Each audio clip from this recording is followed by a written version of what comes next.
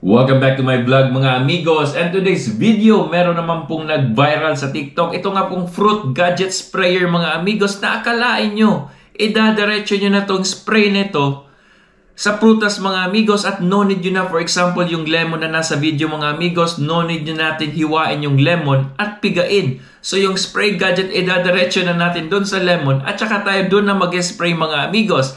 At para masubukan natin itong produkto na ito mga amigos, nag-order ako online at ito na po dumating na po kanina mga amigos. So ito po yung fruit gadget sprayer mga amigos na nag-viral sa TikTok. Akalain nyo, no need na daw hiwain yung lemon at ito na yung mismo ilalagay natin sa lemon at mag-spray na po tayo. Well, titignan natin kung gaano katotoo ito nag-viral sa TikTok mga amigos.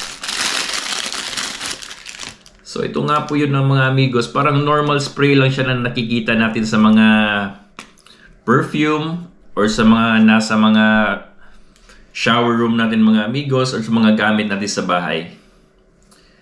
So ito mismo nga matulis na bagay mga amigos, ito yung ididiin natin dun sa lemon natin. So gagayahin natin yung nasa TikTok mismo. So ito yung lime natin mga amigos, ayan, hiniwa ko na po to. And we will see kung gaano katotoo to. Ayan po. So, sabi dun sa ano, ganyan na po daw.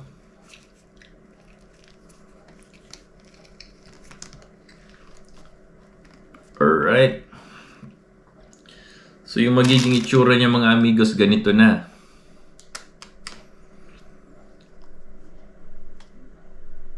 Subukan natin kung gaano katotoo. Aba, tignan niyo mga amigos, totoo nga.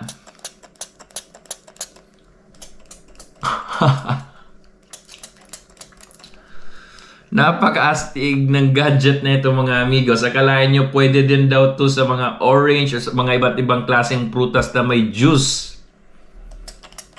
Ayan po, kitang-kita mga amigos. Alright mga amigos, at napatunayan nga natin na totoo itong produkto na ito. At bago tayo magtapos mga amigos, don't forget to like and share and subscribe na rin sa ating YouTube channel para sa ating product test next video mga amigos. And ingat!